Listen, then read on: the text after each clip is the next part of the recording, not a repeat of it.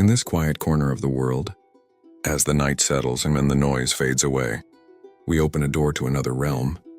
A realm of stories, memories, and dreams, where tales are not told, they are lived. Close your eyes and get ready for just a nap.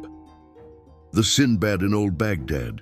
In one of old Baghdad's nights, when the alleyways smelled of fresh bread and amber, and oil lamps whispered their golden glow on mud brick walls, Sindbad walked alone through a market that had already begun to slumber, just like the city itself.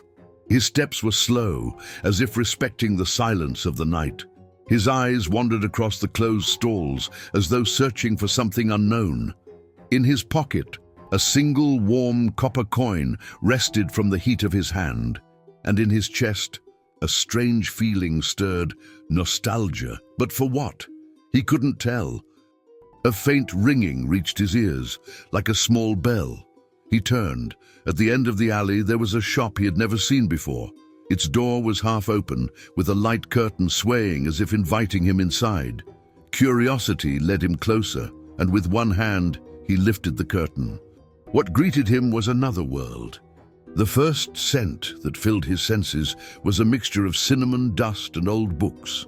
The space was narrow, but packed to the ceiling with things that the eye could barely take in: scrolls, statues, maps, ancient locks. But what truly caught Sindbad's attention was a small mirror leaning against a crooked wall. Its frame was bronze, engraved with symbols he could not understand. The glass was dull, as if the dust had refused to leave it. He approached and looked into the mirror, and saw not his reflection, but a desert. Golden sand stretched endlessly, and a massive moon hung above, reflecting a glow unlike any light he'd ever seen. The wind in his ears did not belong to Baghdad, it belonged to that place inside the mirror. He reached out, touched the surface, or what he thought was glass. In a blink, everything folded around him. No books, no walls, no market, no Baghdad. Only him and the sand. He stood now in the heart of a golden desert, endless and still. The little shop had vanished like a dream, and when he looked ahead, he saw a glass dome gleaming atop a sand dune, as if it had been waiting a long time for someone to arrive. But from where did it come? Why was he here? What had been written on the mirror? All Sindbad knew in that moment was this: there was no way back, at least not until he found the truth. The sand was not ordinary. It felt warm, as if it breathed beneath his feet. The air was light, like a whisper in a dream. Sindbad walked slowly, his steps leaving deep prints behind. But moments later they vanished, as though the desert refused to remember. Above him, the moon still hung like a guardian, shrouded by a soft mist, casting long shadows behind him, as if he wasn't truly alone. He approached the shimmering glass dome. It rose above the dune, transparent yet mysterious, its insides veiled. At its base, circles and glowing lines were carved, symbols of an ancient script, pulsing with faint light like a heartbeat. Sindbad reached out and touched the glass. It was cold, icy cold. But as he did, a shiver ran through him, as though something ancient stirred deep within him, something that didn't entirely belong to him. The dome began to open slowly, emitting a soft sound, like the first note of an instrument long forgotten. A fragrant breeze emerged with a scent he couldn't name, a mix of musk and memory.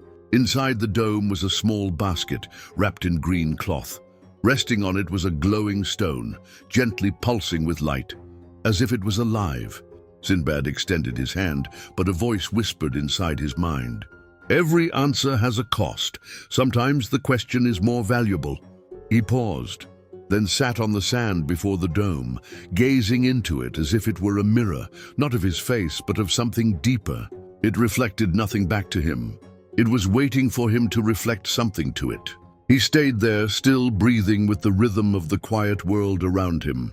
Then suddenly he heard water. There was no river, no stream, nothing. But the sound was clear behind him. He turned and saw the old shop again, standing in the middle of the desert, unchanged, as though something or someone had given him another chance. He stood up, walked toward it. This time, his steps were faster, as if time no longer belonged to him. The winds grew stronger. The light grew brighter. The sands roared. But he did not stop. He entered the shop once again, the scent, the dust, the scrolls, the small flame, and the mirror. Only now he didn't see a desert. He saw himself, but not as he knew himself. A reflection deeper than appearance, a version of who he once was, or who he dreamed of being. He closed his eyes. When he opened them, he was back in his bed, in Baghdad. Same night, but the mirror was now on his table.